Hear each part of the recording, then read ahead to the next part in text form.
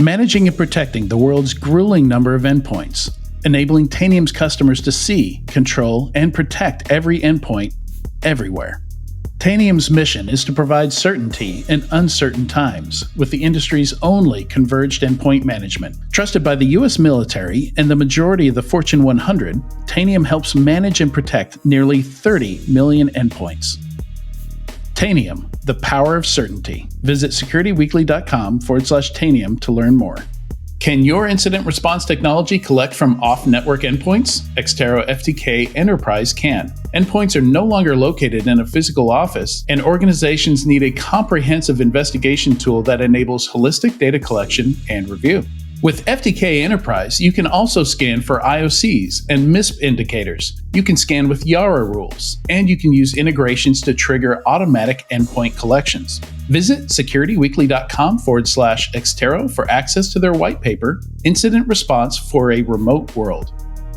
CyberArk is at the forefront of demonstrating how identity security can help prevent and block a ransomware infection before it brings a business down. CyberArk offers protection along every aspect of the attack chain, from the initial intrusion all the way through data exfiltration. Whether you are proactively building your security program or need to restore trust in your IT environment, CyberArk has the experience to help. Learn how at securityweekly.com/CyberArk.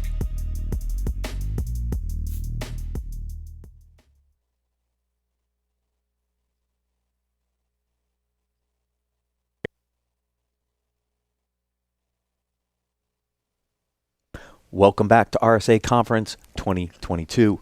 It's day 4. It's the last day. We're still live streaming from the Marriott Marquis. I am your host, Matt Alderman. Joining me for this interview segment, he's been on the show many times. Fleming Shi, he's the Chief Technology Officer at Barracuda Networks. Welcome, Fleming. Yes, glad to be here. Thank you for having me. We've done a lot of interviews virtually. It is so nice to be back in person. Exactly. I know I've been on the show a few times, and I'm so happy to be here in real life and breathing the air and looking at all the different companies and all the cybersecurity vendors. Yeah. Right? So it's amazing. We're going to talk a little bit about the show and the trends. What struck me when I got off the airplane in Oakland, I came over because I went into Oakland, all the Zero Trust and XDR signage, pretty like everywhere. It's all over the streets. Yeah. It's on the booths. It's interesting to see that because we've talked about this on the shows, right? This whole concept of Zero Trust and XDR. What's your take on those two markets? Because they're very, I think, near and dear to Barracuda strategy, but you're also seeing a lot of people go after that Zero Trust messaging and that XDR messaging. Definitely. I mean, it's a little bit surreal, right? So 2 years ago, I was here in February. That time, it's people already started moving to SaaS and cloud native, all sorts of workloads in the cloud. But the next thing we know, everyone had to work from home. So the Zero Trust strategy is actually a really important one, especially through the pandemic. I think we put our foot on the accelerator for everyone, right, to actually get to where we are right now, to actually protect and actually enforce policies on the edge, on the devices. I think the key here is that we are looking at a world that is really completely changed, where basically if you don't have Zero Trust type of management, it's very difficult for you to have that sense of safety when you're letting people work anywhere, right? And absolutely you're right about the XDR, because the world is so complex now. The attacks are going from ransomware to wiperware, then back to ransomware. There's all sorts of potential data breaches, data loss. With wiperware, you might lose the entire system. In those situations, you can't recover from your business and be able to take care of your customers, your users, your employees, all those things. So SaaS is a major player in software-driven kind of world. If you think about that, SaaS consumers are basically at risk being targeted. That's why we pay a lot of attention to Zero Trust as well as XDR to get all the signals that we need to support our customers all different sizes. So let's talk about Zero Trust for a second, because Zero Trust has had some very interesting, we're going to talk about both of these, by the way. Zero Trust, a lot of people associated Zero Trust early on to identity. Then Zero Trust was at the network, right? So we had Zero Trust Identity, Zero Trust Network Access. NIST comes out and defines Zero Trust as 5 core domains. You got to deal with the identity user piece, the application piece, the device piece, the network piece, and the data piece. And so when I go around looking at the Zero Trust messaging, what I'm trying to discern is, are they a full ZTA, Zero Trust architecture play, or are they just taking one spin at Zero Trust, right? And so I think the concern for me is, if I'm a buyer and I see all this Zero Trust messaging, which one is it, right? And I think that's important, because I think I don't look. We've talked about this for tens and tens of years around FUD and how you market and stuff. And I want to educate people what real Zero Trust means. That's and right. It's not just one of those pillars. Exactly. So first of all, think about it this way. How do customers do their job every day? I think that's the journey thing that we pay a lot of attention to. So if it's SaaS applications they're using, the Zero Trust has to apply to the ability to enforce policies on accessing those SaaS applications at different levels and different permissions and different roles. ZTNA, the network access component, is extremely important. It's a must-have, because you're looking at a much bigger access control if you get into the network. Right, so network and SaaS, those two things coming together are really important places to make sure security policies and postures are applied, so access is given only when it's necessary. Right. And I believe it will evolve, because the MITRE ATT&CK framework is not just one single column, right? There's a lot of breadth to it. So there's a lot of components related to let it be reconnaissance, to spear phishing, to eventually lateral move, to eventually take data and potentially cause damage. Right. All these things are multiple parts of those different columns on that MITRE ATT&CK framework. Yeah, because that's where the endpoint comes into play. Yes. Right? The network, interior and network. Device, You've already talked about the application a little bit and those workloads in the cloud. Yeah. Data's the other big one here, right? And when, I've been talking to some people, I look at different use cases and, look at Costa Rica for a second and the attack down there. The only way to recover is to take those boxes to bare metal, restore them, and hope you have the data to restore. Right? I mean, we talked about the whole malicious wiperware side of this on Enterprise Security Weekly a few weeks ago. Yep. But that's, if I don't have those data backups, if I don't have that stuff secured, the only way is, do you really want to lose all that data? So, I mean, data plays a big part into this whole Zero Trust architecture as well. Absolutely. And remember, data is really, we have lots of data. And so this is why it's important to understand what data you have. So you focus on the ones that's really high risk, highly sensitive.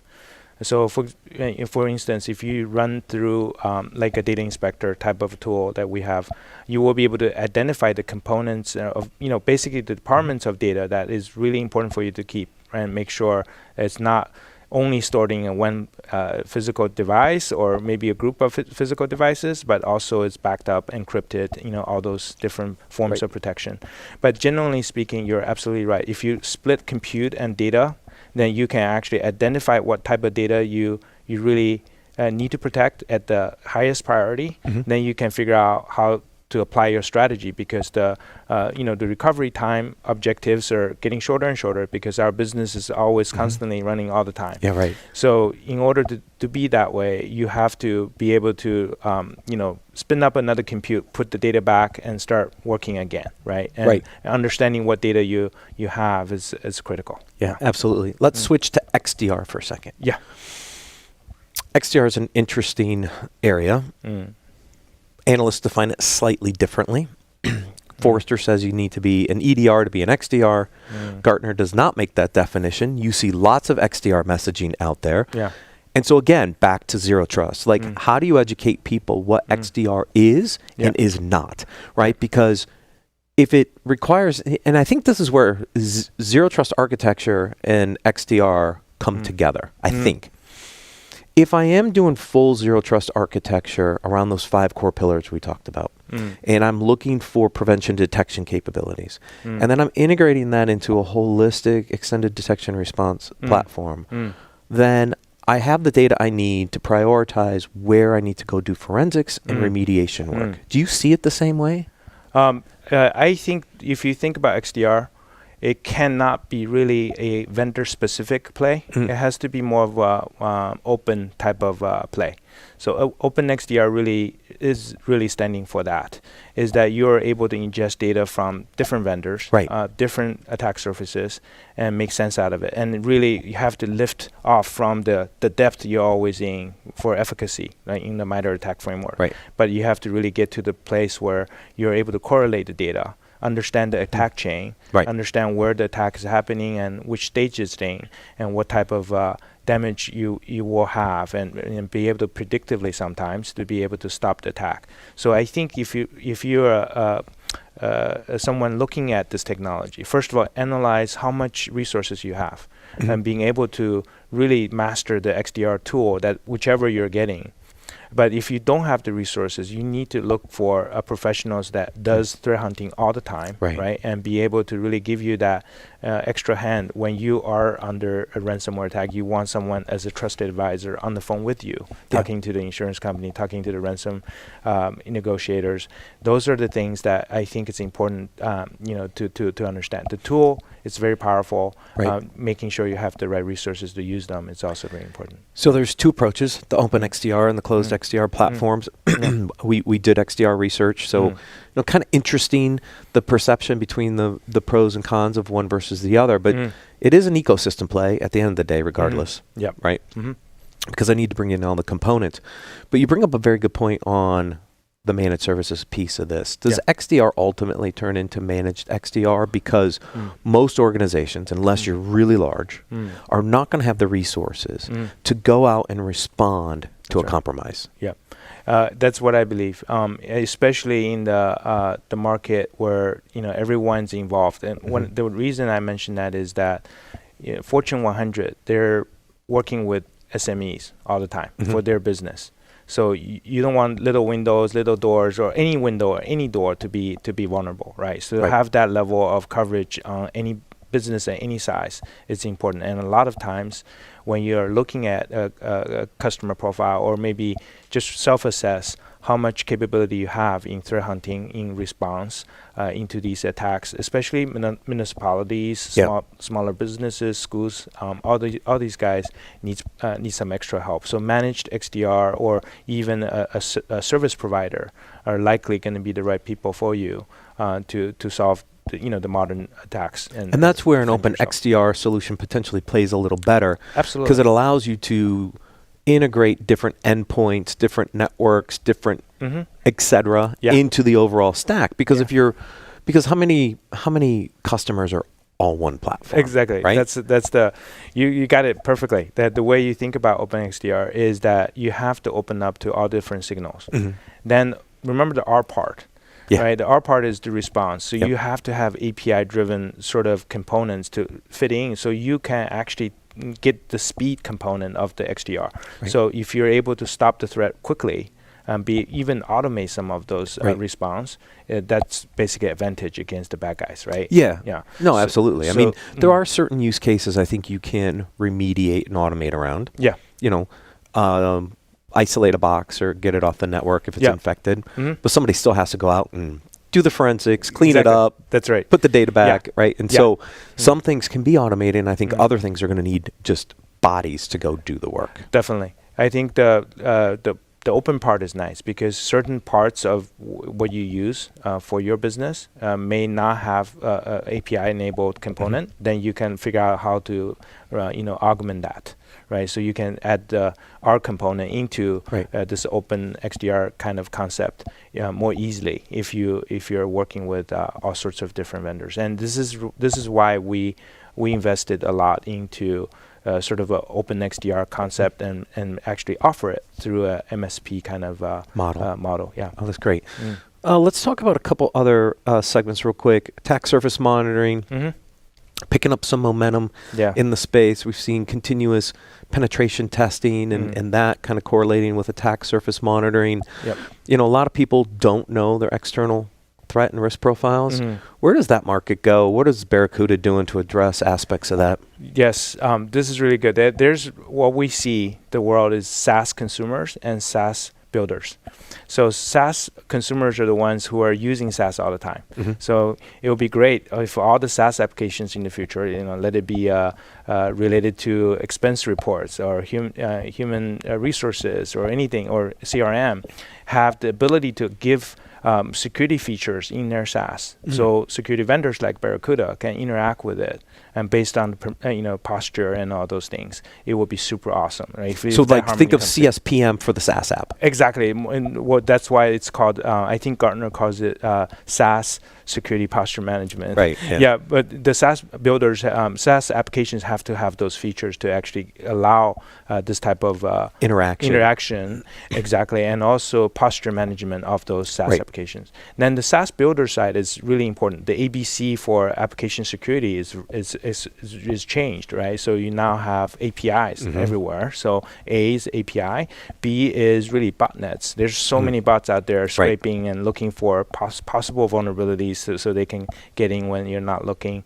Then client side really is the C, where you are looking at a situation where most of the applications today renders on the client. Right. It's in the browser. Exactly, in the browser. It's in the browser. Yeah. The days where everything's rendered on the server, the model view control in that way, it's kind of past. Yeah. So I think it's important to recognize the SaaS builders are going to need those type of capabilities, so their application and their infrastructure are not getting weaponized by the bad guys, right? Because if they get in, they can do damage to other people. Lots of API security vendors on the floor as well this awesome. week. Yeah, exactly. See, so people are starting to recognize the challenges around API security. You brought up botnet. Botnet's interesting in that so take a vendor that was in the botnet space. Now they're going after the API space. They feel like the A and B. What's going to happen on the client side from a browser plugin perspective? Is there anything there that people are looking at doing? Oh yeah, definitely. I think if you look at what libraries that's being included, understanding your construct of your application is very important, because any third-party libraries you're including your code, you probably want to examine, how secure those things are, and if it's actually getting an update without you knowing, that's a potential risk, right? So having guardrails in your CI/CD pipelines in a way to test the actual final result. Even sometimes they call the runtime application security it gives you the ability to actually identify the threats that's on the client side. So it's really important to have those ABCs for application security, the SaaS builders. Awesome. Fleming, always a pleasure. Thanks for joining us. Yeah, it's a pleasure here too. Thank you for having me, Matt. Always a pleasure. If anybody wants to learn more, please visit securityweekly.com/Barracuda. Hang on. We still have a couple more interviews left for today. Thank you. Welcome back to RSA Conference 2022. We are still recording live here at the Marriott Marquis. I am your host, Matt Alderman. Joining me for this interview is Meritt Maxim. He is Vice President and Research Director at Forrester. Welcome, Meritt. Thanks for having me, Matt. It's a pleasure to be here after 2 years. Yes, I know. I was just telling you, the one of the last interviews I did was with one of your colleagues, Janan Budge, in 2020, before everything kind of shut down. So it's good to be back in person, seeing people again. It's a lot of us have not been back to San Francisco since, so it's good to be back. Let's talk about identity and access management and the latest trends. We actually have a physical event called Identiverse coming up in a couple weeks in Denver. We bought that business from Ping Identity late last year. There is a ton of interest in that event. The attendance rates, the sponsor rates, there is a lot of activity around identity and access. And there's been some interesting news in this space over the past few months. Just let's start at the high level. What are some of the some of the top trends that are happening in identity and access?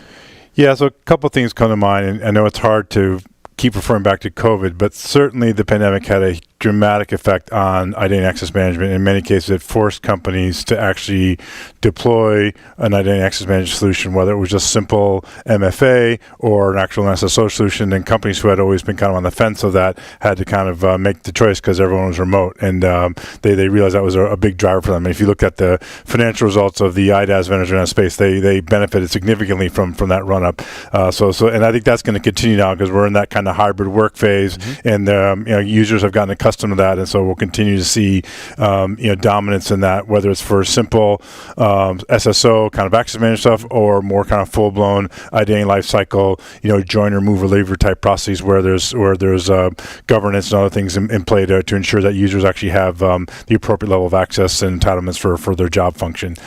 So as we were going through the pandemic and we were forced from on-prem into remote work, and as people were deploying solutions, were they just trying to grab best of breed and just deploy it, get it out, and get it up as fast as they could because they were in this transition period and it had to happen pretty quickly? And what's the impact of that now, later, when you look at how do you build out a holistic identity and access management platform? Were decisions that were made then still relevant today as you think about this in the long term? Or is there some shifts in strategy that organizations need to think about going from where we were 2 years ago over the next few years? Yeah, that's a good question. I think it's still, I don't have enough kind of sense of how strong that is, but certainly in the on-prem world, identity access management was still a very much transactional type of initiative where companies would say, okay, we need to do the SSO piece or we need to do the identity management piece. And while they may have, worked into a platform over time, it was rare that they would say right off the bat, we're going to invest in a Oracle, IBM, CA, Novell platform, and they're going to be our de facto identity platform going forward. They may have ended up at that point down the road, but they didn't necessarily start there. In the SaaS world, that's a little bit different now, where they can invest right up front and say, I'm going to go with Azure Active Directory, I'm going to go with Okta, I'm going to go something like that. And even if they may only use a portion of those capabilities, certainly in the SaaS model allows them to turn off or turn on or turn off certain features over time. So I think that is a benefit. The other big change on the SaaS side is switching costs are considerably less. So if you're not happy with your current SaaS provider for whatever reason, whether it's cost or service, you can actually switch, fairly easily. And I talk with plenty of customers who do that. On the on-prem side, switching from an on-prem offering to another, whether it's to a cloud offering or not, is a much bigger amount of effort. So in some ways, companies who made that investment during the pandemic have actually given themselves more flexibility down the road in terms of being able to add features and, again, potentially move off a platform if they don't feel it's meeting their current needs or requirements longer term. Yeah, interesting, because you think about these investments as being long-term investments, but if the switching costs aren't that big and there are other solutions out there. So what does that do to the market dynamics? Because you've got some large public players in this space, right? Some platform players, and then some kind of point solutions. You got the CyberArks and the Oktas, you got your PAM and your SSO, and both of those companies have done added capabilities into their platforms. You've got SailPoint that just got acquired, and Ping Identity also as a public company. Do we continue to see consolidation and integration of these capabilities going forward, or do you see a lot of best-in-breed solutions snapping into larger platforms? Like, where does this go from here? Because my guess is if you're just doing one thing in identity and access, you have a limited TAM, and therefore some level of consolidation of other features, functionalities kind of makes sense, don't they? Yeah. I think convergence is certainly a possibility, and potentially with where stock market valuations are going, it may actually make it financially feasible. I think in the last year, the valuations of it has just made it not economically possible. So I think that's certainly a play. But I do think that there is still a place for the pure plays, and I would argue companies like SailPoint, Ping Identity, ForgeRock, which is another company that went public recently, I think they've done well by staying kind of true to their roots and not trying to do everything. And yes, at the the end of the day, that does limit their TAM, but it also makes it very clear to buyers what they do or don't do. And in some cases, strategy is what's important in strategy is not just what you do, but also what you don't do. And being very explicit about that helps buyers to say, okay, this vendor doesn't do PAM, so it means we need to look somewhere else, or vice versa. And I think for buyers, that still is helpful. It doesn't still mean that the platform plays don't still have a role, because the reality is there's a huge amount of white space in identity access management. One of the things that continues to surprise me as a Forrester analyst is the amount of companies that I talk to, again, mainstream, large Fortune 500 companies that have done very little, if anything at all, with identity access management. It's still a manual-based process. It may have purchased a product, but so there is still a lot of upside that can benefit all vendors, and it's not necessarily a zero-sum game where in order to win business, you have to displace an incumbent, because so many companies have done very little with identity access management to date. Yeah, interesting. When I think about Microsoft for a second, right? I was talking to Paul Mackay from your team from Forrester yesterday, and we were talking about consolidation plays, right? And we just scratched the surface with Microsoft a little bit, but Microsoft's been making some very interesting inroads into the security space, and they own the directory. Mm-hmm. The world with the E5 contracts and the move to Azure, and you're going all in, how big of a role does Microsoft play in the identity and access management space going forward? I mean, are they the big player that everybody else has to work with in this space? They're a huge player, and not just because of an access manager, because of their entire security portfolio. I mean, argument can be made that they are have the broadest security portfolio in the industry. When you look at from Sentinel to Defender to, they just announced an MDR service. In reality, it's been a remarkable transformation. I mean, if you go back to this conference 15 years ago, Microsoft was really the punching bag for security, right? Yep. And they really took it on the chin a few years, and I'll give them credit that they have done a good job at turning around on that and investing heavily. And while their Azure Active Directory product may not fit everyone's needs, it is still a compelling product, and of course the ability to integrate that with other parts of the Microsoft platform is a very hard thing for buyers to ignore. And so I think they are going to continue to be one of the major players in this space, and continue to drive a lot of what happens in the identity access management space going forward. Yeah, and it just creates a really interesting competitive landscape then, because you've got to play nice with Microsoft in this space, right? Whether you're a multi-factor authentication, a single sign-on vendor, a privileged access management vendor, if the directory and what they've been doing continues in that momentum, a lot of these players are going to have to work very closely with Microsoft to build out these holistic identity and access management solutions, right? Yeah, correct. And I think the other thing we've already seen is that some of these features are increasingly becoming commoditized. So SSO, particularly from an end user perspective, it's pretty straightforward. I click on an icon and I get single sign-on. So the user experience, whether it's Okta, whether it's One Login, whether it's CyberArk, whether it's Microsoft, is all going to look the same. And so over time, that's going to be table stakes. If it's fact, it probably already is table stakes. So really, where the vendors have to differentiate themselves is on other things, whether it's around analytics and behavioral stuff to say, okay, we can detect unusual access patterns as it's happening and try to flag that, or different methods of authentication, more kind of real time or continuous authentication. So there will continue to be differentiation there, but some of these kind of core features that the everyday user relies on are increasingly, becoming standardized, and everyone offers them, and everyone increasingly expects those to be part of whatever offering they're using. That's great to know that, because I think it just goes back to the point, of where the industry's evolved. Do you see the same thing with MFA? Or do we still have a lot of friction and a lot of challenges around multi-factor authentication? Or have we gotten to a point where it's somewhat standardized? We're just going to use, SMS text messages on our phone as the second authenticator, and we move on? Or is there more challenges and things we need to do with multi-factor? I think for the enterprise, MFA has matured significantly. Again, the pandemic played a big role in that. I think there continues to be concerns about man-in-the-middle attacks on the text-based approach. So in-app push notifications is probably where, but that may require additional. Now you're asking the user to deploy something on their device, and are you BYOD? Are you going to have tension there about now the users want? And so there's kind of that issue. But yeah, I think MFA is it's kind of reached a critical point where where we still have a lot of work to do is on the consumer side, where consumer adoption remains incredibly low. I think Twitter announced last year that I think less than 5% of the users use 2FA for Twitter, even though they've had it in the platform for like over 10 years. So that's the issue. Changing consumer behavior is very hard.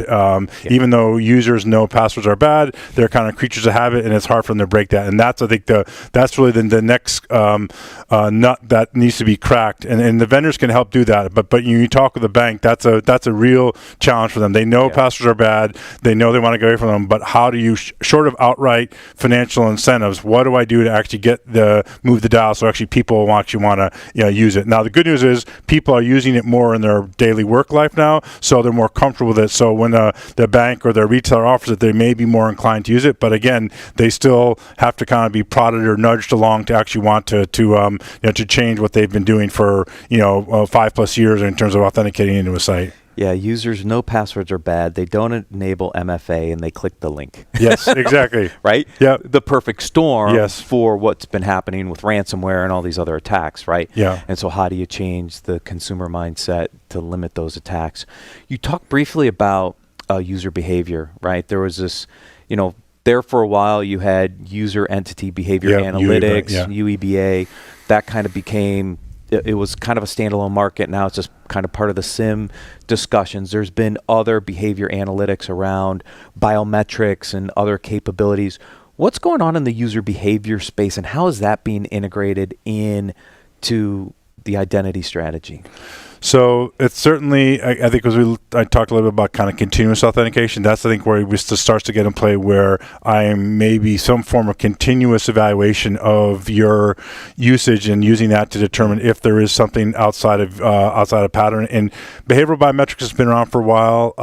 It has some promise. It obviously doesn't work particularly in the consumer space because it requires some level of consent. But that's kind of, I think, where some of that is approaching. The challenge, of course, is that in this hybrid work world is that users' behavior is more variable than it was when you were in the office 9 to 5 every day. So these models really need to be more finely tuned so that if suddenly at the last minute you decide to work from home that day or you work off hours because of childcare or other commitments, that you're suddenly not generating all these alerts because your activity falls outside of some established norm. And so that's, I think, one of the bigger problems that I think the industry has yet to kind of address in hybrid work is going to force them to fine-tune things to be able to do a better job of that. Because the one thing I hate most is when I'm on the road and I have to re-authenticate all my office logins, right? Because it realizes I'm coming from a different network. It realizes I'm not where I was, and that is a friction point in the equation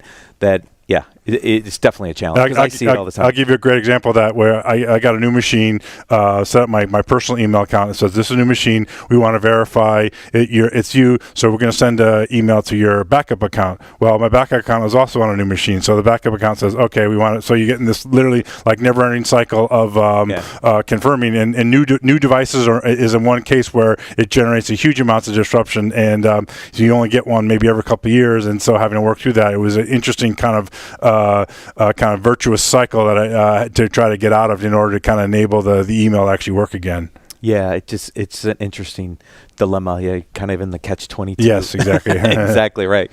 Awesome, Merritt. It was great having you on. Thank you. Okay, thanks for having me, man. Enjoyed it. Enjoy the show. Thank you for watching. We've got another interview coming up, so stay tuned.